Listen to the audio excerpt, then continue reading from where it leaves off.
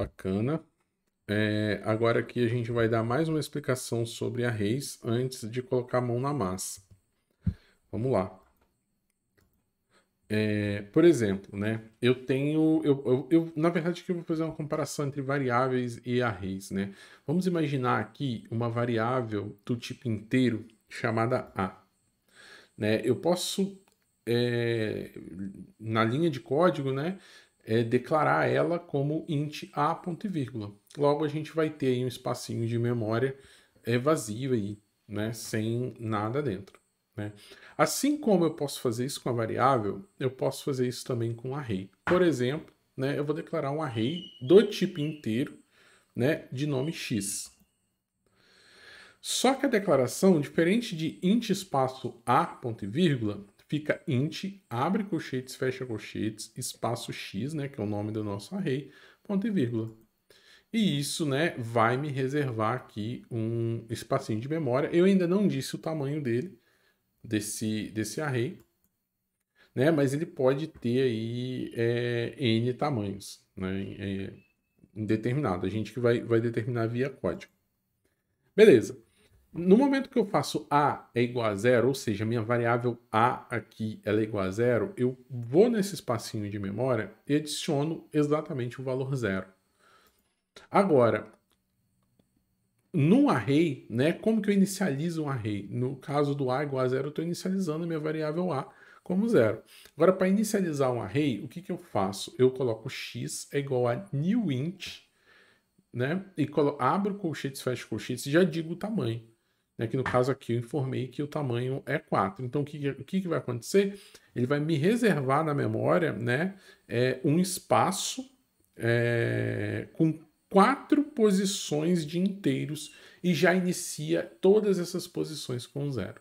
Lembrando que aqui, no momento que a gente declara uma variável, né, de um tipo primitivo, que é igual ao tipo int aqui, ela já é inicializada com zero já.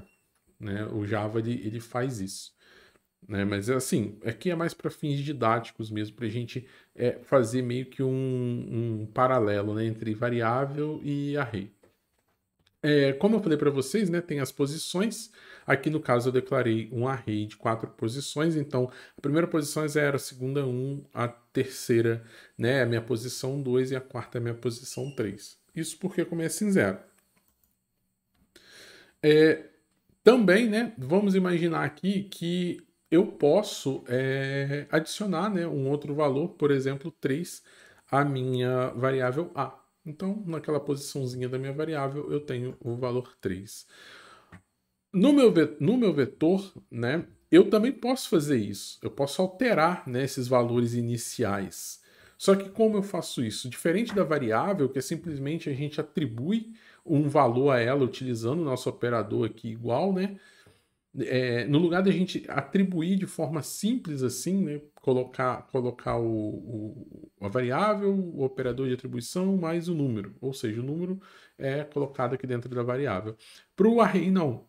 Para o array, a gente faz bem semelhante à variável, porém a gente tem que especificar já em qual posição a gente está atribuindo esse valor, que é o caso aqui. Eu coloquei x, né, abre e fecha colchetes, é assim que eu me refiro a uma posição do meu array para poder, tanto para ler o dado que está aqui dentro, quanto para atribuir.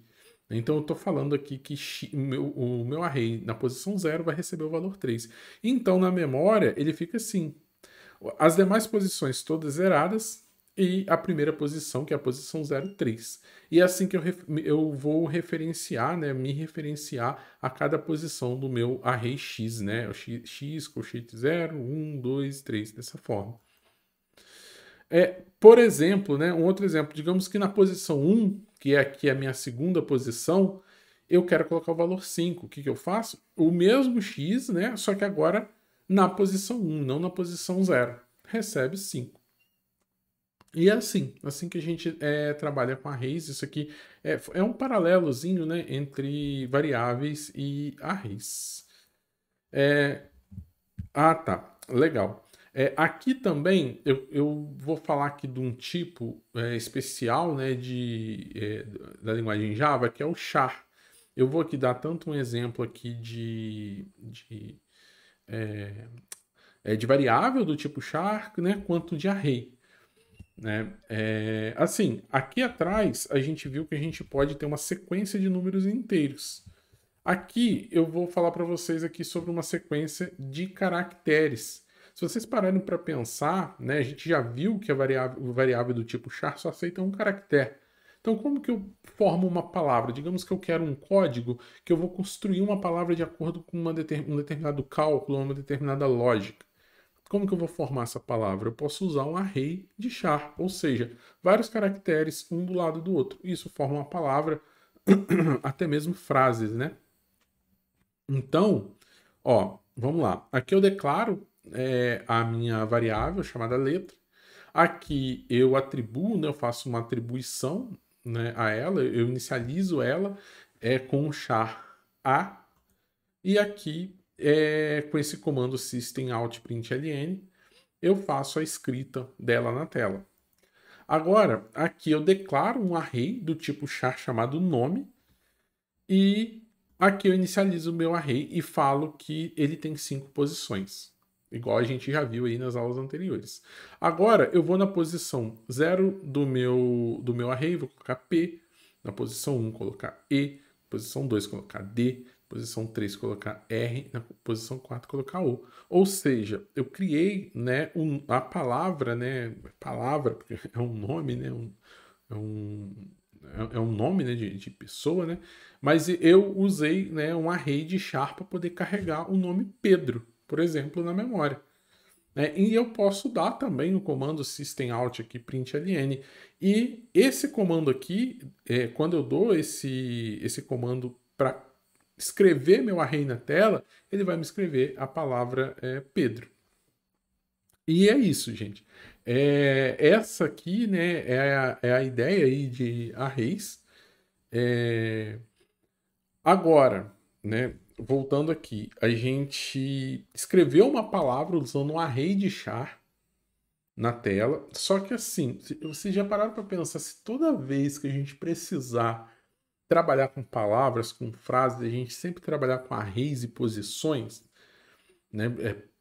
Provavelmente isso pode se tornar um pouco complicado. Então, o tipo, né? A gente vai chamar aqui de tipo string, ele veio para ajudar a gente nisso. Por quê? O tipo string, ele é como se fosse um char, assim, a grosso modo aqui, né? Ele é como se fosse um char, porém ele aceita várias letras. Ou seja, no lugar de eu ter que atribuir em cada posição uma letra para formar um nome, uma frase, eu já posso atribuir tudo entre parênteses. O string a gente pode entender que é um tipo de variável que aceita texto. O char, ele aceita caracteres. O string, ele é um tipo de variável que aceita texto. No futuro, quando a gente aprender orientação a objeto lá, fazer os exercícios de classe, né, a gente vai ter que entender as orientações a objetos, vocês vão perceber, né, que o string ele não é exatamente um tipo primitivo, igual é o int, o char, o boolean, né? Tanto é que se vocês perceberem, todos os tipos primitivos, né, todos os tipos de variáveis que a gente falou até agora, eles começam com letra minúscula. Int, boolean, char, né? Voltando aqui, ó, olha o char como que começa com letra minúscula aqui, né? Todos eles começam com letra minúscula. Agora a gente aparece com esse tipo especial, que é para trabalhar com texto, que a gente chama de string, né? Que o nome dele é string, só que ele começa com letra maiúscula. Só para deixar vocês curiosos aqui, toda vez que a gente cria os nossos códigos, toda vez que a gente cria, né, os nossos códigos lá na IDE, lembram que a gente cria as classes, onde a gente vai colocar a nossa função principal, nossa função main com letra maiúscula? Então, só para dar um spoiler, o string ele é uma classe, né? Existe uma classe string dentro da linguagem Java, que tem um monte de funcionalidade, um monte de coisa extremamente poderoso.